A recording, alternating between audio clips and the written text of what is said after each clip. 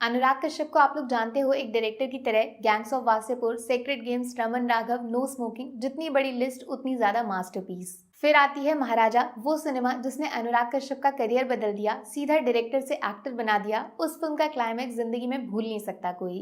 और अब अनुराग कश्यप फिर से एज विलन लौट कर आए हैं और इस बार वो फिल्म है जिसमें शायद 1 घंटे में 10-15 हजार गोलियां चलाई गई हैं। मलयालम सिनेमा सिर्फ सस्पेंस थ्रिलर नहीं बनाता, मास कैटेगरी में एक्शन को भी फाड़ सकता है, जिसका सबसे बड़ा सबूत बन के रिलीज हुई थी मार्को। बट बहुत कम लोग जानते हैं उसी टाइम एक और मलयालम फिल्म थिएटर में रिलीज हुई थी, जिसका थिएटर एक्सपीरियंस मिस करना शायद आपकी लाइफ की सबसे बड़ी गलती होगी। राइफल क्लब नाम अच्छे से याद कर लो, क्योंकि कोई भी आपसे 2024 की बेस्ट मास फिल्म के बारे में जब भी पूछेगा तो उसे यही नाम बताना पड़ेगा। और बेस्ट न्यूज जानते हो क्या, फिल्म अब खुद चल के आपके घर तक आ गई है। नेटफ्लिक्स पे आराम से घर वालों के साथ बैठकर 2 घंटे का सबसे बेहतरीन इस्तेमाल कर सकते हो। ये राइफल क्लब है क्या? टीपू सुल्तान का नाम तो सुना होगा। अपने किले को बचाने के लिए ये पूरी ब्रिटिश गवर्नमेंट के सामने अकेले भिड़ गए थे। अब टीपू सुल्तान तो चले गए, पीछे छोड़ गए बहुत सारी कहानियां, और उनमें सबसे खतरनाक है वो हथियार जिनका इस्तेमाल करके अंग्रेजों की लंका लगाई गई थी। तो बॉस, अंदर की खबर ये है कि वो टीपू सुल्तान के वेपन्स जहाँ पे छुपे हैं, बस उसी जमीन के ऊपर खड़ा हुआ है ये राइफल क्लब। नाम से समझ गए होगे गन्स की बात हो रही है, और इस क्लब को चलाते हैं कुछ फेमस शूटर्स, जिनका निशाना ऐसा है कि टीपू सुल्तान खुद ताली बजाएंगे।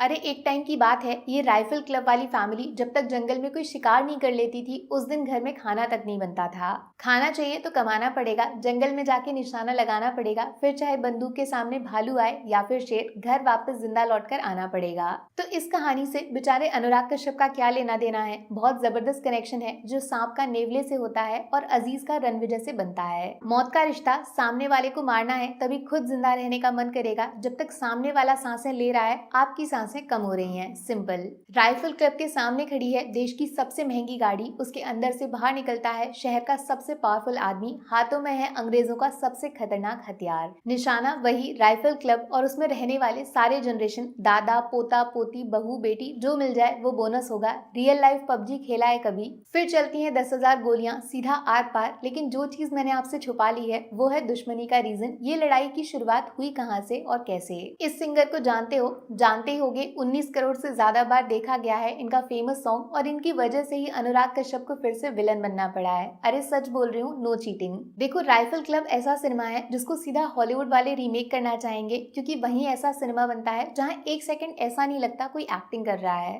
थिएटर में घुसते ही एक नई दुनिया के दरवाजे खुल जाते हैं और हम लोग उस फिल्म की कहानी को ही असली दुनिया समझने लगते हैं। हॉलीवुड मूवीज ऐसे ही बनती हैं, और राइफल क्लब ने इंडियन सिनेमा में यही सेम करके दिखाया है। इतनी बड़ी कास्ट है, लेकिन एक भी एक्टर जैसा नहीं लगेगा कहीं से भी। इतना डिटेल्स के साथ कहानी को बनाया है कि स्टोरी 100% रियल फील होती है, कहीं से फिल्म जैसी नहीं लगेगी। देख लेना, आप गूगल करोगे ये राइफल क्लब कहीं असली तो नहीं है। और एकदम ब्रूटल वायलेंस दिखा रहे हैं फिल्म में, बट किसी को भी अजीब नहीं लगेगा। जैसे मार्को में काफी लोग शिकायत कर रहे थे, ये सब चीजें डिस्टर्ब कर जाती हैं। बट राइफल क्लब का एक्शन बहुत स्मार्ट है, बहुत मैच्योर है, और बहुत अलग तरीके से प्रेजेंट किया है। 2-3 कमरों के बीच में 10,000 गोलियां चलाना आसान थोड़ी है। बहुत अलग कॉन्सेप्ट भी दिखाया है शूटर्स के बारे में। हम में से कितने लोग जानते होंगे? सोचो, एक पूरी फैमिली है जिसमें 15-20 शूटर्स एक साथ रहते हैं। जंगल में कैसे ये लोग शिकार करते हैं, कौन से जानवर से कितना डरते हैं, कभी शेर सामने आ जाए तो कैसे बच के निकलना है, बहुत सारी नई चीजें देखने को मिलेंगी। लेकिन मेरा फेवरेट पार्ट है अनुराग कश्यप का इस फिल्म से कनेक्शन जोड़ देना। वो जो पूरा सीक्वेंस है, उसकी वजह से राइफल क्लब सिर्फ 2024 नहीं, इंडियन सिनेमा की one of the best mass experience बन गई।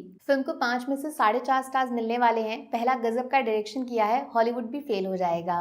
दूसरा, कमाल की कास्टिंग और एक्टर्स को रियल लाइफ कैरेक्टर्स में बदलना।